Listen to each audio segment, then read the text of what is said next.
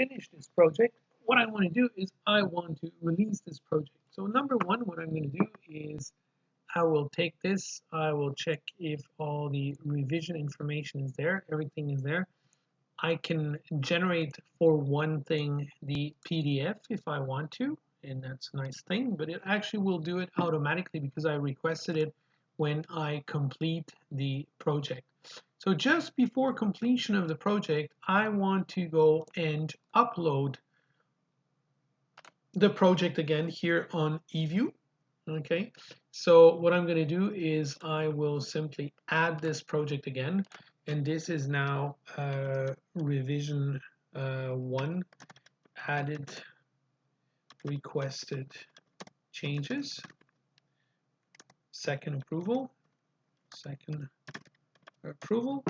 So we know now that this is my revision 1, and it simply loads it.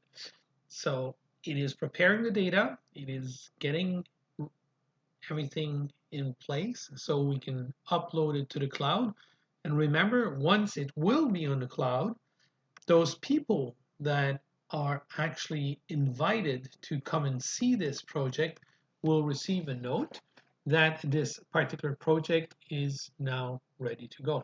So here I was sharing it initially with Troy.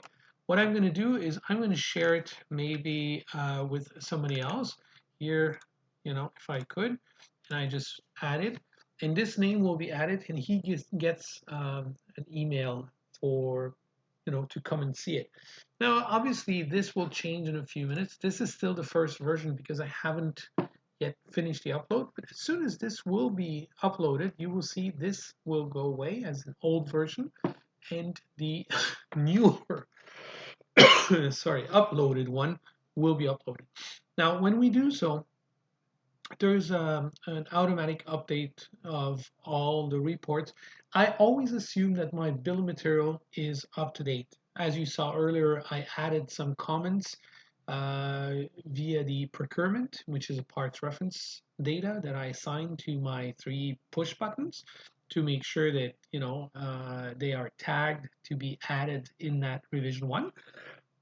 But otherwise, I always assume reports are up to date.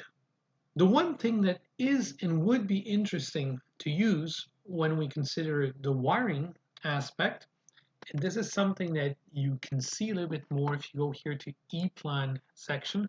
So if we actually go to the EPLAN home base story, you will see on that second page here, discover a little bit more about EPLAN and Rittal.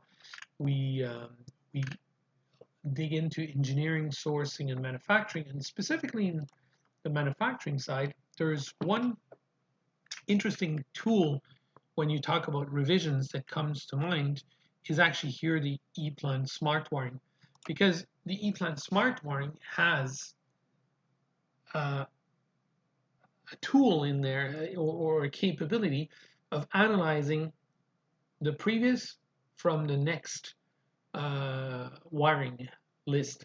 So if you have already used or connected a few wires, this tool here is capable of not only helping you show where the wires are and everything, but it can also do an evaluation of what was changed. So in this case here, we added new wires, no big deal, but all the wires that are shorter or longer are also tagged as wires to be modified if you ever did them, because if you didn't do them, who cares, right? Really nice nice tool because down on the shop floor you can see the source target, you can see where it actually goes. It's quite interesting. It's really, we're in a different world here.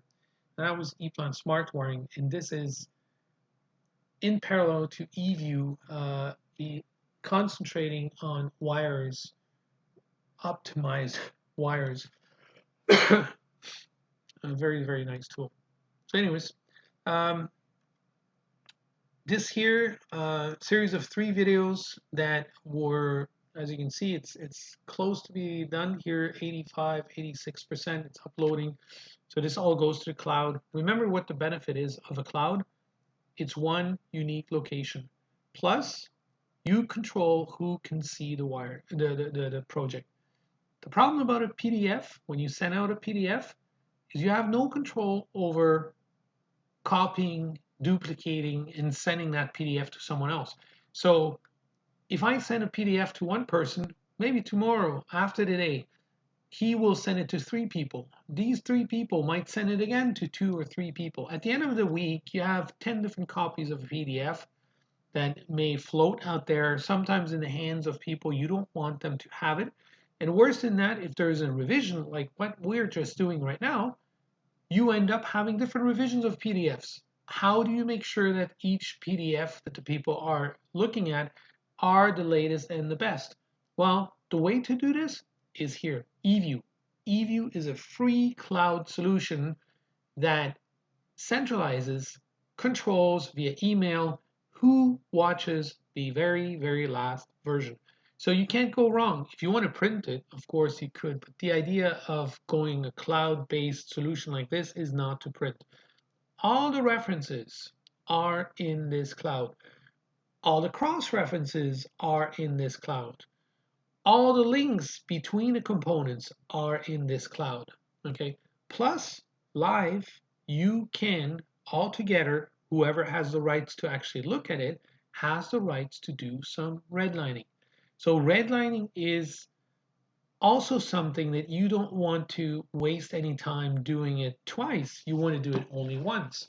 So here, of course, you can see I have now 2 people invited. If I want to share it with more people again, and I say, okay, why don't we add Adam to also check it out? So you will have like 3 people that can actually watch this second version. You could open older versions. You can see them down there, but I'm not interested in these older versions. I'm really interested in this project version number 3. And of course, at the moment, if I open it, all the redlinings are done. There is nothing to view. I will have to wait until colleagues go into the EView here. And of course, if I go here and I check it out, you will see this is now version 3.0. See, I can even see that Adam was added here in the share.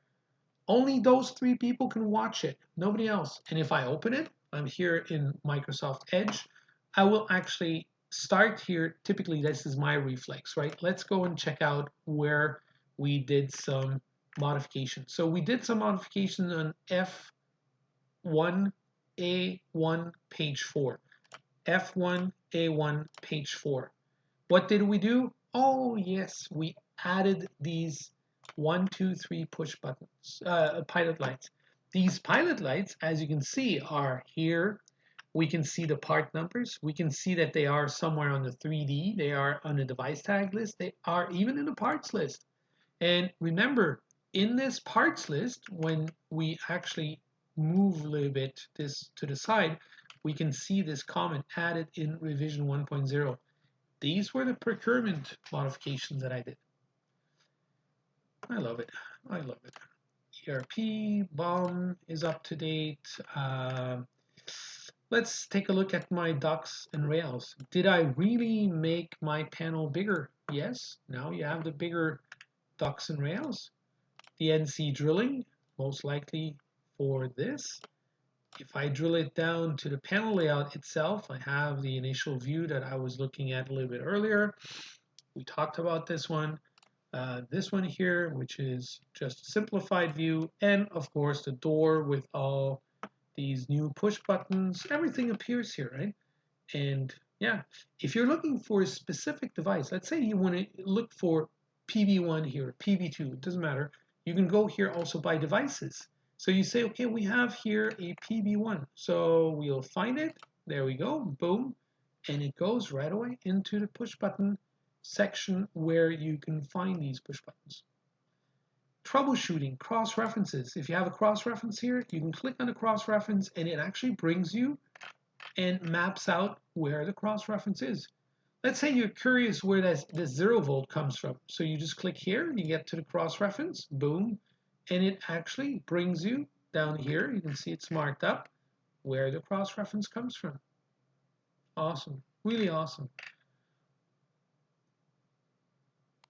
This was EPLAN. Hey, I can't find a different slogan for EPLAN, my best slogan is really what we typically say, here you want to, where's the, oh, that's the EPLAN. I have that slogan on EPLAN Canada. Here, what's the slogan? What's the plan? Efficient engineering is when a plan becomes EPLAN.